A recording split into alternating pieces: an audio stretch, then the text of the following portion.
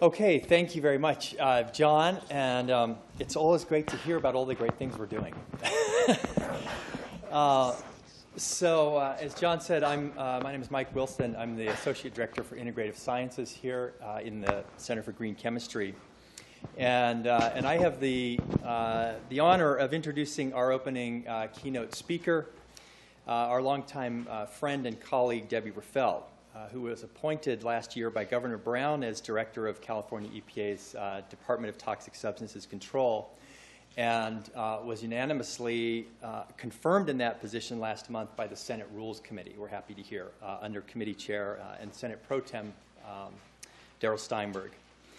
And you know, one of the important things here is that there's an interesting and really groundbreaking, I think, relationship between UC Berkeley and the state of California that harkens back to the 1960s in a way where the university weighed in around questions of complicated public policy. And in building in the 1960s and 70s and so forth, it was the state's infrastructure. And much of that faded away, particularly with during the governorship of Ronald Reagan. And we're happy to see it coming back. The Department of Toxic Substances Control funded the Chemistry 1A laboratory development, and it funded the interdisciplinary graduate course with, I think, a really far-reaching focus on the potential here at Berkeley. So Debbie accepted her position as director of DTSC, which oversees a crew of about 1,000 scientists and toxic substance engineers and so forth from her previous service as a director in San Francisco's Department of the Environment, where she designed and led her staff in implementing the city's award-winning programs in integrated pest management, environmentally preferable purchasing, green business certification, and the green building program, many of which have been adopted by cities around the world. And so why is that so important, and what is the link to green chemistry? Well, the answer is twofold, as many of you know in the room, and as researchers have pointed out for several years now, that half of the world's population live in cities. And so cities are critical to the economic and social success or failure of regions, states, and nations. And second, as a consequence, cities make up about 2% of the Earth's surface, but they account for about 80% of the carbon emissions from human activities and about 60% of the water tapped for use by people. So as a consequence, the fate of the biosphere and its inhabitants very clearly rests with the day-to-day decisions and actions that are taken by cities. And with urban growth comes the escalating use of materials, chemistry, hazardous wastes, toxic emissions, energy and water use, and so forth. And so it's here that green chemistry holds its greatest promise, not only in the laboratory and in academic settings, but really in the gritty application of urban life and urban development. So Debbie Raphael has demonstrated that it's possible to place ideas like precautionary decision-making into the center of urban environmental planning in a major U.S. city, for example. And she's the type of leader who has the vision and creativity to move green chemistry from theory to practice and from the margins of human activity to the very center. And she's now doing that in extraordinary ways in Sacramento, which, as I'm sure you can appreciate, is no easy task. And so that's why she's here today, and I'm very pleased to introduce her. So please join me in welcoming Director Debbie Raphael.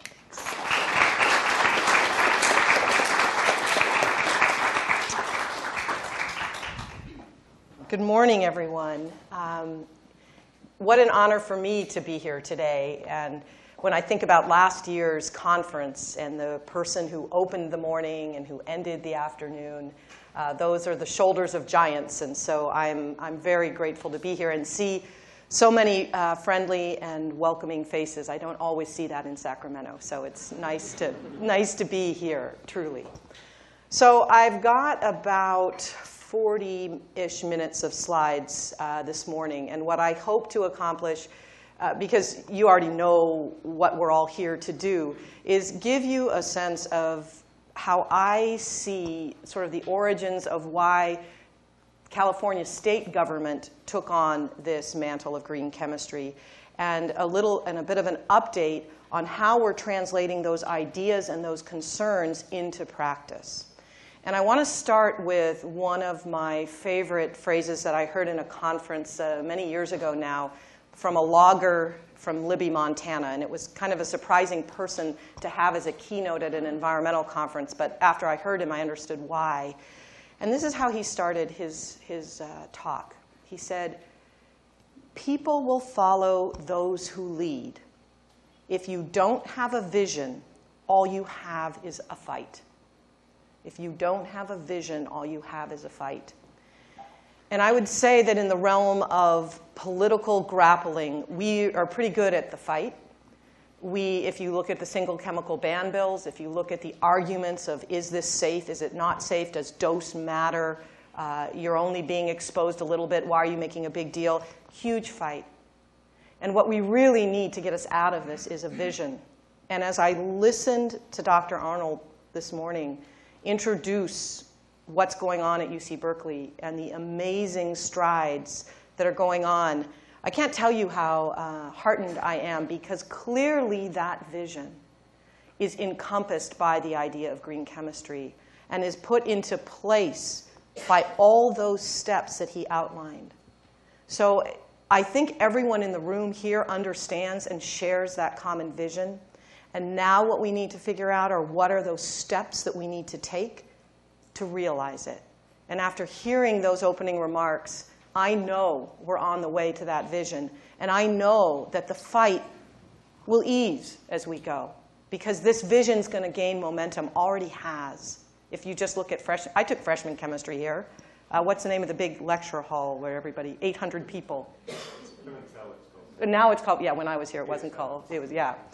Pimentel, he was still teaching when I was here, so. Yeah. So 800 students in freshman chemistry, I totally remember that, and nowhere was there any talk about things like that in chem lab and organic chemistry lab. So for me to see that kind of evolution is truly inspiring and evidence that the vision is alive and very healthy here. So I'm going to talk about this idea of how do we solve the problem of regrettable substitutes, because actually that's at the very heart of green chemistry in my mind. It's very easy to say what we don't want, but how do we get to what we do want? And that's that idea of getting to the truly safer product, the safer chemical, the safer chemistries, so that we don't have regrettable substitutes. So we're really actually making a change, because if all we're doing is getting off of some list, then we haven't accomplished much at all. We need to make sure we're driving towards something, not simply away from something. And that is, I think, at the heart of what California is trying to do right now. Get us towards, not simply away. It's a huge difference. All right. So what are we trying to do? And I apologize. This is good early morning vision. It makes you completely seasick. So you can focus on the question, which is the issue that I'm going to be talking about is how do we get to consumer products that are designed differently? How do we get to redesign? And so what I'm going to do now is talk a little bit about the Debbie Raphael version of how we got here and why the state of California cares. What are those things that got us thinking about this? So what got our attention? Why did we even start on this journey? And this is just a review. I'm first speaker in the morning, so my job is to set the context for everything that comes. So you can just sit back and relax, and we're just going to go through a history that I think we're all very aware of. But I just want to give you that sense of what I think got our attention and how did we get here. So the first is we started to see increases in different diseases that we didn't really have answers for. We knew it wasn't just better diagnostic techniques. There was something else going on that we couldn't quite explain, whether it's autism or asthma or cancer or infertility and sperm counts. We're asking the question, why are we seeing these increases? Is there an environmental component to it? So I'm trying to decide which way to look, and neither is great, so I'm going to stand here and do this. Then what got our attention was we started to measure these things, not just in wildlife, but in people. And so we started to find out that these chemicals that we knew were coming from the Industrial Revolution were actually in our bodies. And we can't prove cause and effect that those chemicals are causing that harm, but it's leading to questions. It's leading us to concern. And then something hit California and hit the United States. It was a little machine, actually fairly inexpensive as these things go, about $20,000, called an XRF gun. And all of a sudden, NGOs had the ability to make this amazing leap that the chemicals that were in our bodies through biomonitoring, the chemicals that we knew could cause harm, were actually in consumer products. And they could do that in real time, in front of the press, in cities across the country. That was a phenomenally radical change in my mind, because all of a sudden it hit home in people that these chemicals were not just industrial pollutants, but they were in our own homes. They were in sacred objects, like the toys that you share with your children, that you buy for your kids. And that completely, I believe, galvanized the policymakers throughout the country that something needed to change. What else got our attention? Well, the universities started getting really involved. And I think Mike Wilson's point that this is reminiscent of a previous time in the 60s is very apropos. Because the universities, like Berkeley, started to publish and together make the point that there's a problem here that can be fixed, but we need to come together collectively and look for solutions. We need to start putting our eye on a vision, rather than being in this circular fight of is it safe or not. That was a fight, is it safe, is it not safe, how safe is safe? We would never make change happen. We needed to get out of that paralysis of analysis and get things moving. And this report that was published in 2008 had over 120 faculty signatures from 7 universities within UC. So clearly, the University of California was coming together and recognizing that there was an important role for the universities to play in moving public policy. Not a new concept, but a new concept around chemistry, and a new concept talking about that people needed to pay attention, and that the answers were reachable. They were reachable now if we paid attention. So what did chemistry do? Well, the timing of this is all, I would say, in the past 7 years. The order of things is not so important. It's a milieu, right? So John Warner, are you here? Where are you, John? There you are, right. Sorry about the blurriness. I couldn't get a good image of your book. But so Paul Anastas and John Warner, they write this book that basically galvanizes, from an outsider perspective, the role of chemistry. That says, OK, here's the political, here's the concern, and from a chemist's standpoint, here's what we can do to address some of those issues that we know are there. And so these 12 principles, and these aren't the 12, these are sort of my summary of what they are. But what's important is, to me, as a policymaker, when I read these, they aren't chemicals policy. This is lab chemistry. So when you're talking about catalysis and derivatives and atom economy, I have no idea what to do about that as policy.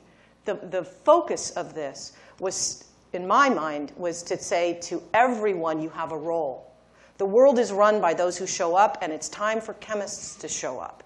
That the policymakers can't do this in a vacuum. If we're going to avoid regrettable substitutes, we need to make sure that what we substitute follows these principles, and we have meaningful change. It was a critical summary of bringing together what the chemist's role was in all of this. So what was the response from policymakers? You've got the XRF guns, and you've got the press going crazy. You've got chemists doing their 12 principles. You have something coming from the university with all these signatures saying you must do something. You've got great concern from the public. Well, in Europe, that was REACH, right? So you've got the chemicals policy these are at national levels. An ECHA is being formed now, was formed to implement that. In Canada, you had the Canadian Environmental Protection Act. Again, trying to grapple what can whole countries do at a national level. And of course, in the US, We're still waiting, but we're hopeful, kind of, that TSCA will be reformed and that something will happen. But of course, we're not waiting for that.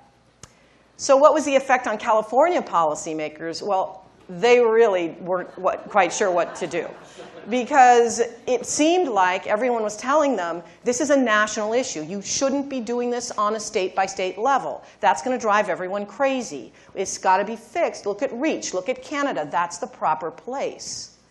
Well, that only, as we all know in this room, that doesn't sit very well in California. And so California said, well, we're going to do something a little different than that. And they started to do these things called the single chemical ban bills, right? So we don't have a systematic approach, but when there's a concern like phthalates, phthalates were banned in the EU. Why aren't they banned here? Well, we banned them in San Francisco in certain phthalates, certain products. California banned them, and now they are banned on a national level. And then BPA, recent ban, single chemical ban bills. That was a solution that the legislature could handle, but they knew it wasn't enough. And they knew that what was missing was this idea of a more comprehensive approach. So while at the same time, if there's an urgent need to get rid of a chemical in commerce, there's a place for legislators to take that kind of action. But if we truly want to avoid regrettable substitutes and not put something in place of BPA that's just as bad, or phthalates that's just as bad, or MTBE that's just as bad, then we're going to need to take a more holistic approach. And last year, in recognition of that, you had the two authors of that more holistic approach. So those of you who were here remember that on the stage we had Senator Simidian and Assemblymember Fuhrer here to talk about their rolling out and their adoption of these two laws. And they were signed by Governor Schwarzenegger, but never implemented. And so there was a lot of work on that. Many of you in this room worked on that, and they crashed and burned. And then we came back and started not over, we started fresh, as Don Kepke would always say to me. And now we've got a new governor who is committed every bit as much as Schwarzenegger. And his charge to me was, you need to get this in place, and it can't be that you kill industry in doing it. This has got to be a program that supports innovation, supports jobs, and supports the economy in California. That's your mission. And that's what we've been trying to do. And we're very close to rolling out a new version of these regs. So I just want to now talk a little bit about what they're going to look like and some of the decision points that were made in our attempt to go for that vision and to go for that direction that the governor gave us. So I want to start with a quote from Einstein. If I had an hour to solve a problem and my life depended on the solution, I would spend the first 55 minutes determining the proper question to ask. For once I know the proper question, I could solve the problem in less than 5 minutes. And all of you who are research scientists in this room know the truth behind this quote. That as you work in your lab to figure out how you're going to use your resources and use the human resources and the instrumentation resources, the most important thing you can do is hone in on that right question. Because if you ask the wrong question, it could be a meaningless answer or an impossible question to ever answer, and you haven't moved forward. So for me, what this approach that we're doing in the state right now is really honing in on the most important question that needs to be answered. So what 1879 will do, Safer Consumer Products, it's going to require manufacturers to ask a very specific question. And that question is not the traditional, well, is it legal for me to use this? Is it legal for me to put formaldehyde in the wallboard? Is it legal for me to put a brominated flame retardant in the cushion that you're sitting on? And it's not, is it safe to do so? Although that's part of it. Clearly, that's part of it. The question that they're going to be answering, that's at the heart, I would say, of green chemistry, is it necessary? Is it necessary for me to put formaldehyde in nail polish? Is it necessary for us to make foam with brominated flame retardants? Is it necessary for us to put copper in marine paint? Is it necessary for us to use nonylphenol ethoxylate in laundry detergent? Because that's a question that actually one can answer today. That's a question that calls on the resources of green chemistry, on those 12 principles that John Warner and Paul Anastas outlined. That's how you answer that question. Because you're looking at something called alternatives. You're doing an alternatives analysis to answer that question. And when you do that, you're actually bringing in all the science and all the information, and that's how you eliminate regrettable substitutes. By doing that sort of robust, science-based alternatives analysis, answering the question, you get to phenomenal answers. And you get to answers that stimulate innovation, stimulate the economy, and are good for California's jobs. So what's interesting about this approach is the last person you actually want to answer that question is me. Because I, as a bureaucrat, have no idea if the guy who's making carpet adhesive needs to put formaldehyde in his carpet adhesive. I don't run his business. I don't understand the performance characteristics. I don't know his economics. So the manufacturers are the ones who are going to answer that question. And while the law and our implementation of it through these regs demand that they ask the question, they do not dictate an answer. And that's a very, very fundamental thing to understand about the approach that California is taking. We are taking the bureaucrats out of the decisions on what is going to be used and bringing in the chemists and the product designers to ask the question in a public manner, defend their answer, and make their own decision. All right, so here is the blue eyeball or whatever that summarizes what these, it really summarizes what the law says. There isn't anything in here except some of the numbers that have to do with actual policy calls. This is the law. So the law says, basically, that there's about, so who knows, 100,000, 80,000, 60,000 chemicals. There's some level of chemicals in commerce. The law says that we will, as a department, create a list of chemicals of concern. So we will narrow the universe of all chemicals to a list of chemicals of concern.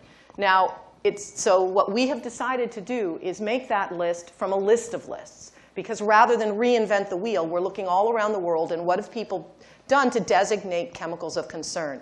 It's about 2,500 chemicals big, but it's actually more about 2,100 when you take out some chemicals that are really used for pesticides and pharmaceuticals that wouldn't fall under our purview. But in case somebody decided to change the use of them, they're still on the list. But it's about 2,100 to 2,500 chemicals big.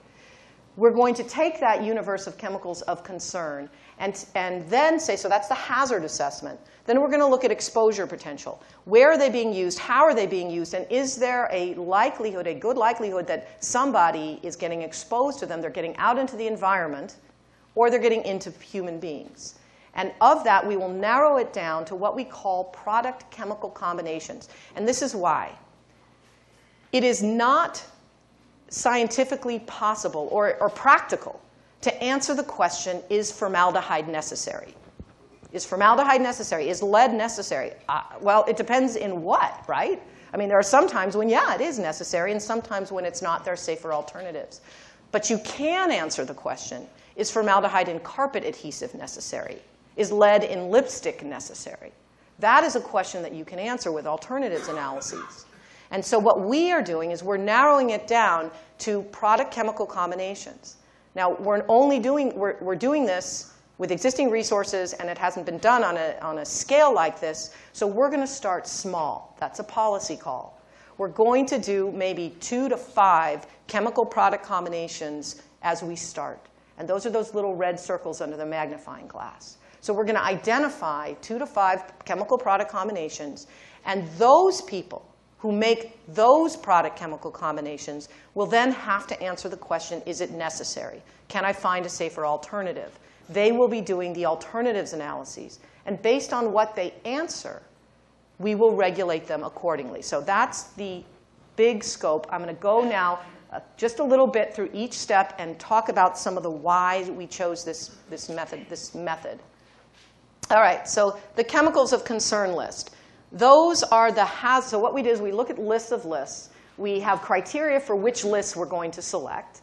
And then we are choosing hazard traits to emphasize hazard traits where there has been the most concern internationally over the impacts on human beings and the environment. Now, what's different about California than some of the other state initiatives is our law dictates that we look at impacts not just on humans, not just on children, but on everything.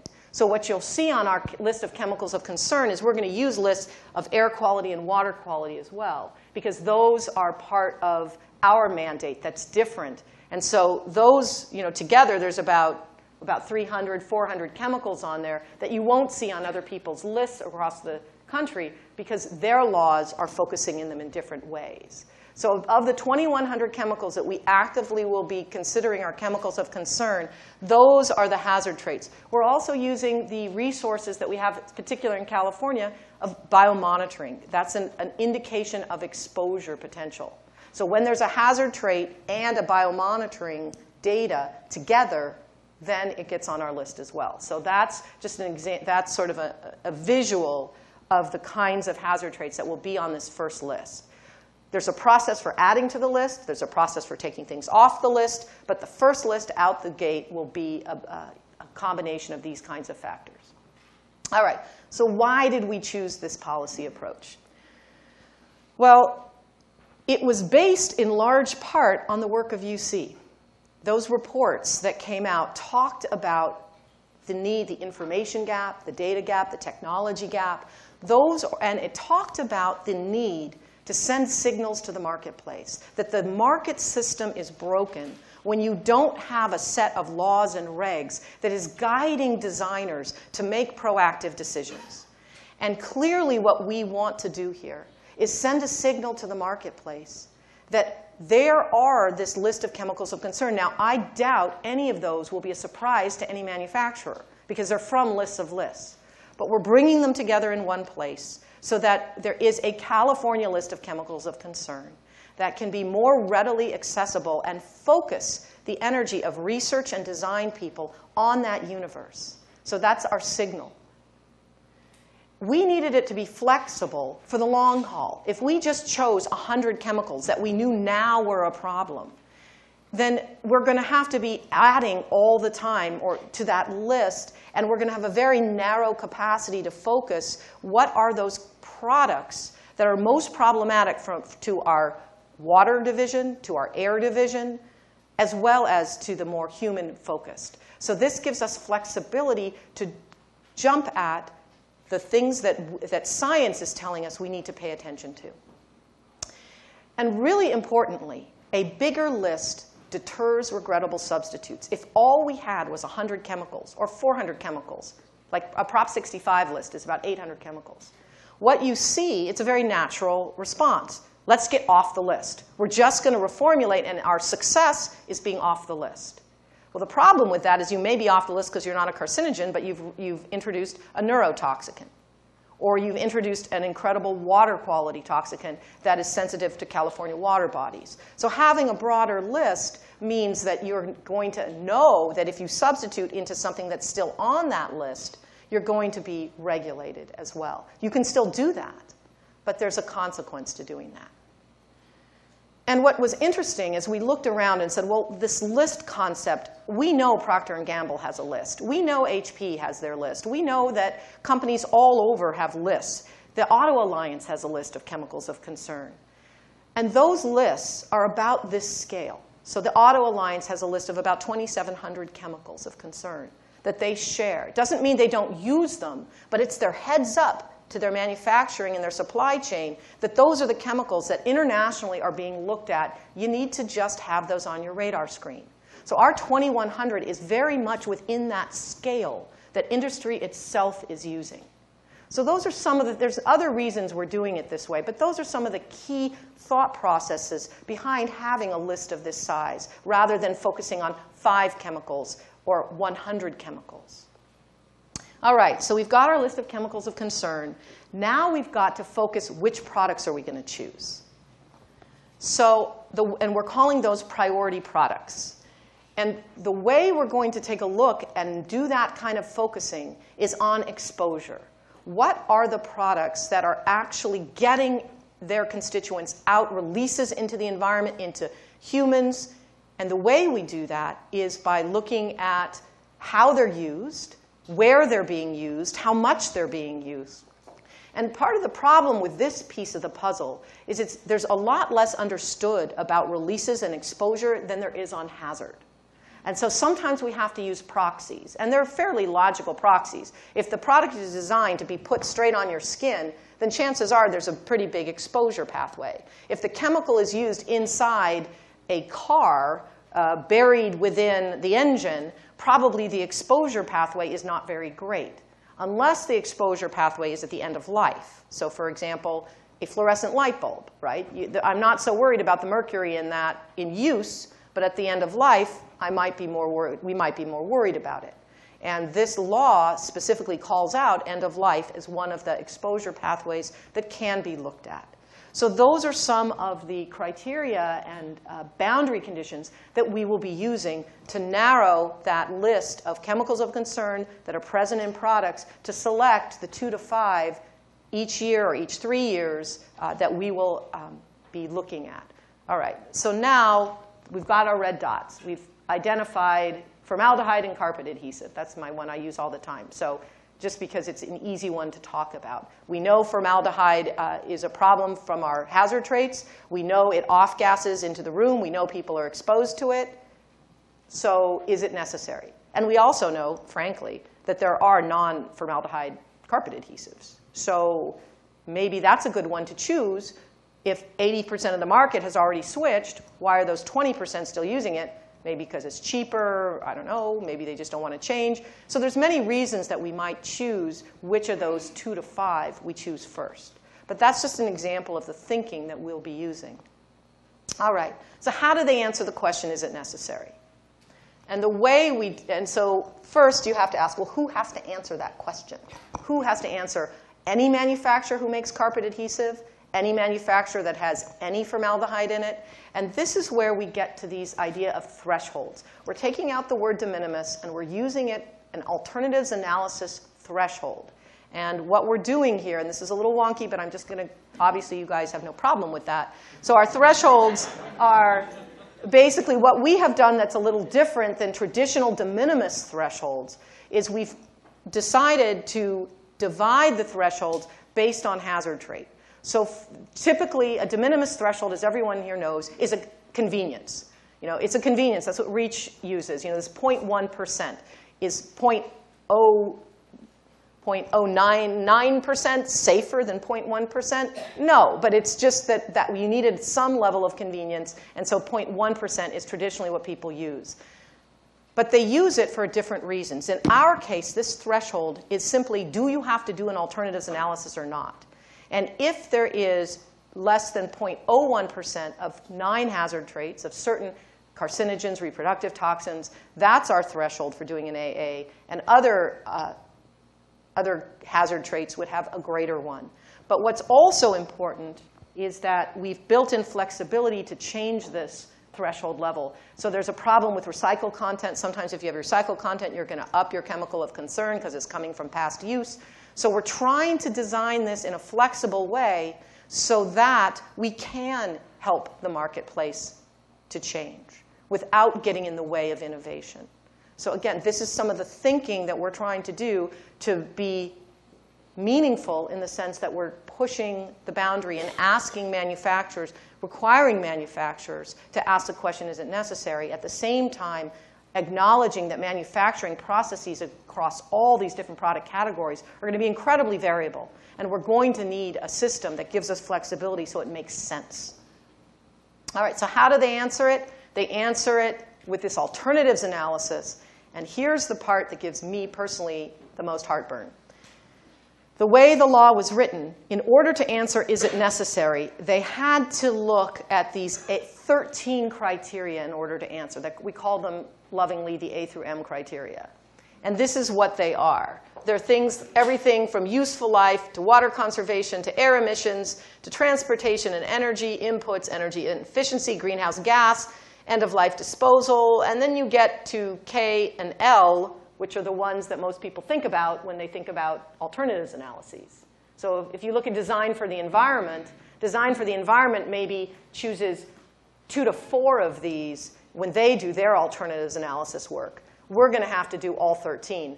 Well, not we, the poor manufacturers are. So this is going to be an interesting learning curve for all of us as we answer the question, what is a safer alternative, using this array of factors.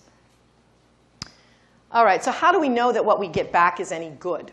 So the manufacturers are answering the question, is it necessary? The public says, why should we trust them? They have an economic interest in an answer.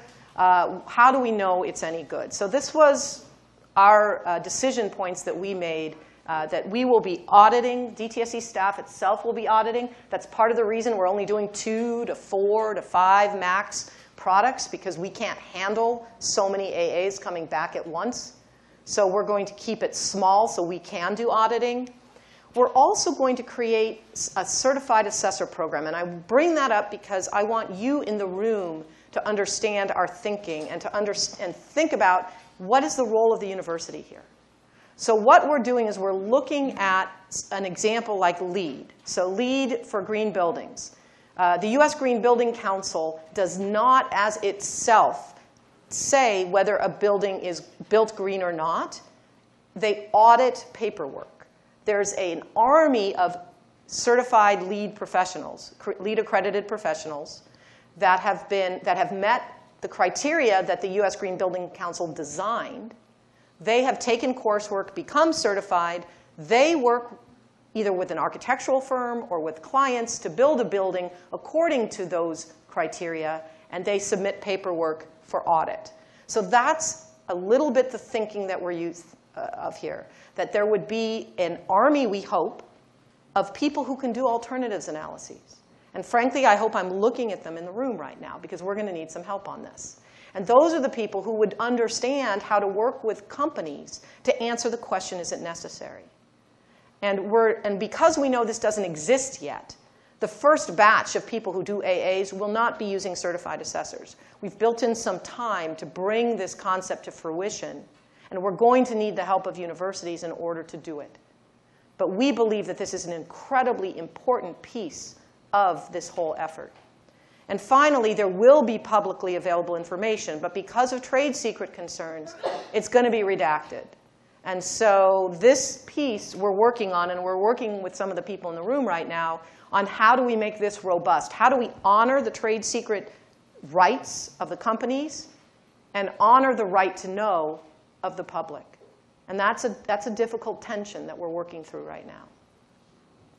All right, so after the question has been answered, is it necessary, then what happens? Because the answer can be yes or no. It is necessary for us because our economics require it. It's not necessary for us. We can figure out how to get rid of it. Give us 2 years and we'll have it out of all our products. The answers can range. But depending on the answer, we have a suite of what are called regulatory responses. So there's the carrot and the stick. These are some of the sticks, right, that we can do. So we can ask that they provide additional information to the consumer. Whether it won't be labeling, but it'll be some sort of mandatory education or notification to consumers that their product contains a chemical of concern. It could be that if it's at the end of life that's the problem, that they have to take back the product at the end of life. It could be that there aren't any alternatives. There's a huge data gap here. So we don't, or they want to use an alternative for which there's less information. So that we expect will happen. And if that happens, then we have the ability to require that information be given to us over time. So we can actually drive research and drive information based on what this law is saying. So or we can say no regulatory response is needed. We're just sign a contract in 2 years. We'll check in, and we should find that you don't have this chemical in your product anymore. So there's a range of what we call regulatory responses. All of these are actually in the statute. So we just pulled from that and said those are what we can do. All right, so when I started back in May, almost a year ago now, what I brought to the table is some what I would call benchmarks. That everything we do when we take a look at writing this reg and implementing this program, at the end of it, It must be practical, and that industry understands how to do it, that it doesn't stifle innovation, that it doesn't kill jobs, that it doesn't drive manufacturing out. It's got to be practical. It also has to be meaningful, because if all we did with this is create a report that sat on someone's shelf, then we're not really doing anything, and we're wasting taxpayer money and my own time. Life is too short. And it also has to be legally defensible, because if we create something that all we're going to do is get sued and it won't go anywhere, then we also haven't done anything. So all those policy decisions that you saw up here were through that lens of practical, meaningful, and legally defensible. I want to take a minute about meaningful, because I think that's where this audience has the most stake, the most to give. And I think what you'll have the rest of today is really an indication of many people's struggles and efforts to get at meaningful. How do we make meaningful substitution so that we avoid regrettable substitutes and protect our planet and everything on it? So what is meaningful? Meaningful happens in this model when there actually is a signal to the marketplace. When manufacturers are looking at California lists and saying, you know what, we need to pay attention to these chemicals and find alternatives, functional alternatives to anything that's on that list. This is where I hope the chemistry departments will look. What is a common chemical that's on that list of chemicals of concern, and how can we as chemists offer alternatives that meet people's performance needs? And ultimately, the products are reformulated. But if you remember that eyeball look, the eyeball image, we're not going to do a whole lot of that, right? We've got 2 to 4 products every few years. Meaningful is there. But meaningful really happens when there's what I would call an alternatives analysis economy, when there is a whole range of impetus from the people in undergraduate, driving the graduate students, driving the professors, driving the companies, to ask that question, is it necessary? And to find the answers that are meaningful and robust, defensible and practical. That's really where meaning happens in this. And that's at the heart of what California's trying to do here. Is yes, we'll get to a few products a year. But that's not really where meaningful happens. Meaningful happens when all of us work together towards that vision of finding safer alternatives. And that's where you come in. And that's where today comes in. So our challenges. Data gaps. Think of those 13 criteria. How much do we know about each of those things for each of those chemicals? There's going to be a huge amount of data gaps in there that we're going to have to struggle through. The other problem is it's not been done before. It's the first of its kind. And finally, existing resources. California is in a very tough time right now. And so we are going to be pooling resources from other programs within our own department to fund this effort. We are going to be focusing our efforts now on this implementation of this law and downplaying some of the other things that we've been doing. So that's a huge shift and a huge commitment for DTSC. The data gaps and the first of its kind, again, are where you all come in. Because what I'm hoping is that universities, again, will look at this as a pointer of where research needs. When the answer is it's necessary because there isn't a safer alternative, that should be a shining light for research dollars, for focus, that that's where we need to direct our attention. Because that question, is it necessary, is an easy one to answer today. But it's not a fixed answer, right? I mean, is it necessary changes all the time as we find new and better alternatives. So next steps, we hope in a few weeks to have the next draft to start the formal process of this regulatory development. And then in the fall, we hope to adopt these regs, have them adopted, and start working on the implementation of them. So in summary, what California is attempting to do right now is send signals to the marketplace that stimulate innovation. At the very heart, that is what we're trying to do. And you can't read this, but I'll read it to you. It says, just because you can't see it doesn't mean it's not there. And I would say that everybody in this room knows that at some very deep level, that just because we can't see it, I mean, as chemists, you certainly know that. As human beings, we understand it too. The biomonitoring data showed that to us. The XRF gun showed it to us. That these chemistries, these chemicals that are in products, are in our bodies. And that all of us need to be working together towards this vision of finding safer alternatives. And that the only way we'll get there to that vision is with everyone showing up. And showing up means something different for every person in this room. For me, it means going to DTSC and being part of a state structure. For some of you who are students here, it may mean teaching, it may mean research, it may mean public service.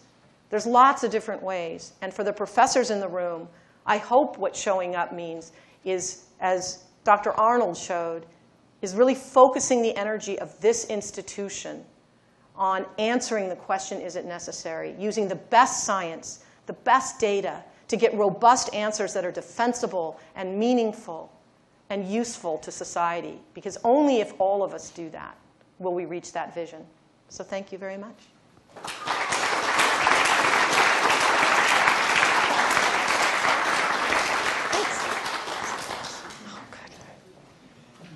Great. Thank you very much, Debbie. And we have a few minutes for questions. And so why don't we go ahead? We have a microphone. Marty, in the back here?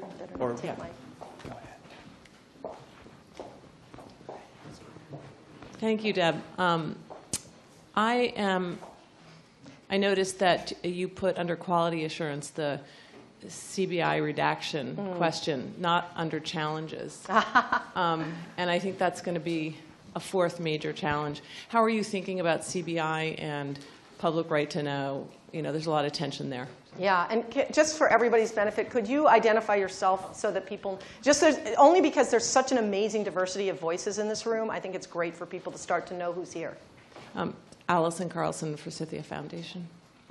So Allison is a real champion of trying to find ways that the private sector can look for stimulating this kind of thing. So she's a wonderful person to get to know. And it's a great question. So, you know, how are we working on CBI, confidential business information? One of the criteria I talked about was legally defensible. And so because that was a criteria, we made the policy call, if you will, to not be terribly bold in that arena. That the law gave us a little bit of something new in confidential business information, saying that hazard trade cannot be declared confidential. But other than that, the law did not expand California's treatment of confidential business information. So we are not in our regs. Now, what this brings up is that one challenge of first of its kind. And so what I say to people when they say, well, how are you going to deal with that? Often my answer is, we'll have to wait and find out, because we just don't know. This is the first time we've done it. Let's get it in place. Let's see what happens. If, in fact, we get these crazy redacted versions where it looks like a CIA document with all black, you know, and so that's all anybody sees, then that's going to tell us that the system is broken, it doesn't work. We need to go back and revisit. And so while that may not be a satisfying answer to many of my colleagues on all spectrums of this, that's often what I find myself saying. Let's have a legally defensible framework that starts small, and let's see what happens.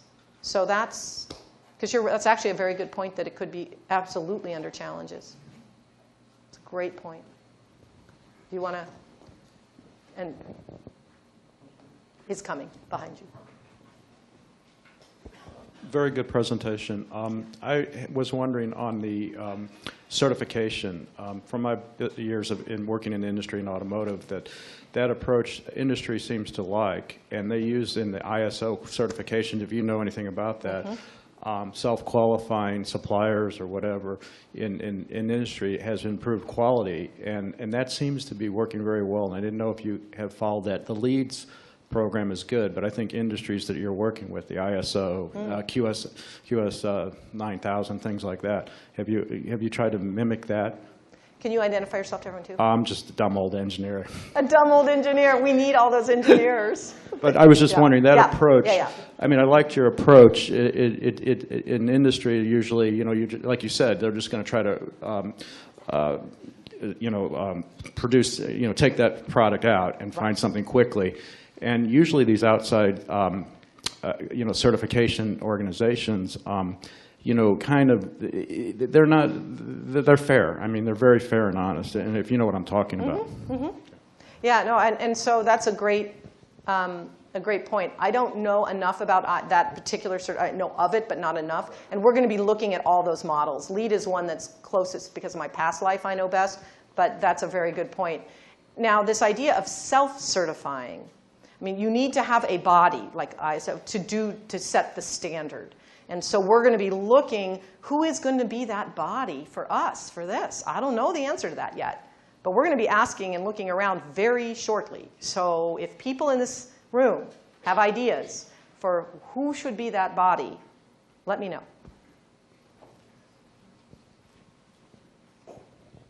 Hi, I'm Rick Coates, and many years ago I served on the technical advisor group for ISO 14000. Okay. And when he mentioned ISO, my ears picked up, and I can't help but wonder, since ISO 14000 is so involved with liability issues to try to make companies aware of what their liability is, I'm wondering how this will interface with ISO 14000. I haven't a clue. I don't know enough about ISO 14000 to answer that. But if you think that that's a robust discussion, for example, is this working? Yeah. Okay. Is the ISO 14000 that is not a group that I have intersected with. And so if there is a committee of ISO 14000 planners, I'd love to meet with them and explore that, learn more. You think that there is an intersection? I think he's right on that. I forgot that. Yeah. I came in after I started getting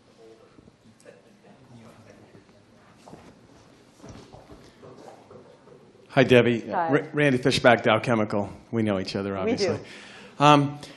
I think one of the biggest concerns that a lot of industry has is the alternatives assessment and what those are really going to entail. And I know you have alternative assessment workshops and things like that. And a lot of companies trot out alternatives that they've been able to come up with through their research labs and stuff. But they've done that largely on their own, not as a result of an assessment, a required assessment. Has your department considered piloting an assessment or running the traps on something like that? Because I think small companies are worried about what an assessment might look like and how many tens or thousands or tens of thousands or hundred thousands of dollars that might cost versus a big company. There are different models, QSAR, all these other models for doing assessments. I think this whole world of what does an alternatives assessment look like? How robust does it need to be? What all do you need?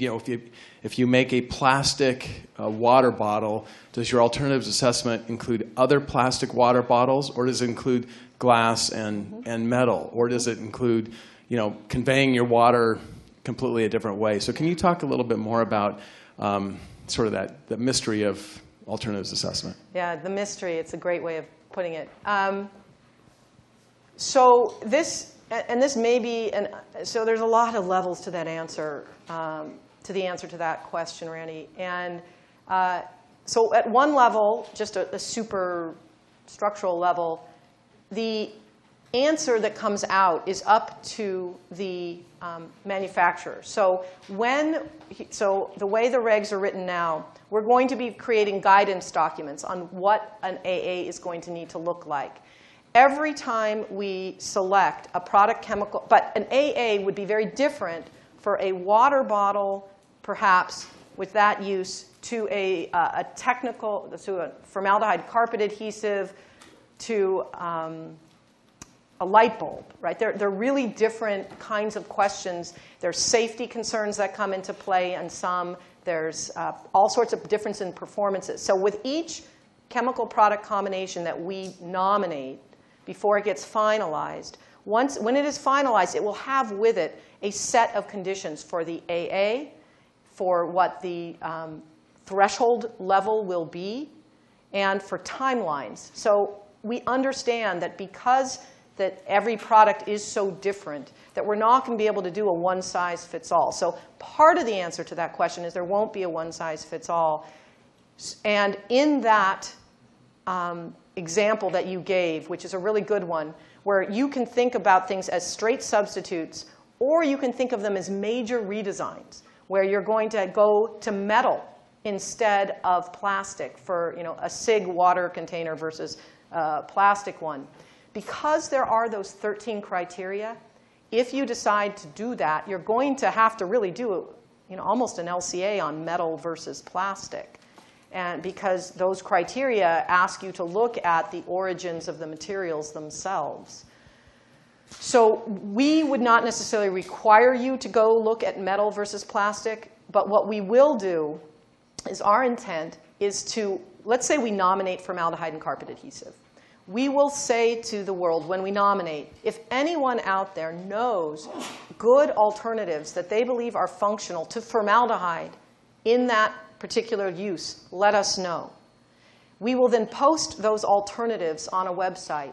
And the alternatives analysis will be required to look at those alternatives as well as any that they might want to look at alone. So that's the way we're going to try and dictate a boundary conditions on an AA.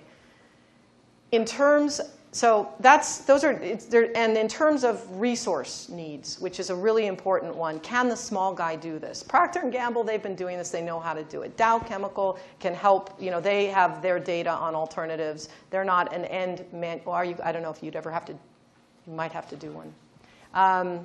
So for the small and medium, when we choose the products, we will then have a sense of the manufacturing characteristics of the companies who make those. And so as we go forward slowly, if we find that there are small and medium ones, the regs allow for consortium. They allow for manufacturers to work together. They can still protect their trade secrets, but they're allowed to do an AA together if they want to.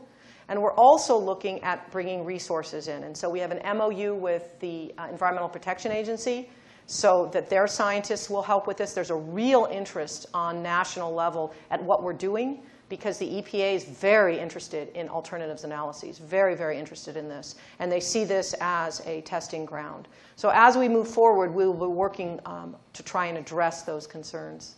And we'll be learning to. Do we have time for more? Thank you, Debbie. No, what? Actually, we're a little bit over time. Now we're over. See, I ended early, and now we screwed up. And so, okay. Yeah. Sorry, Renee. I know. I don't want to cut into Richmond's time. And so I think with that, thanks, Debbie. Please join me again in thanking Debbie Raphael for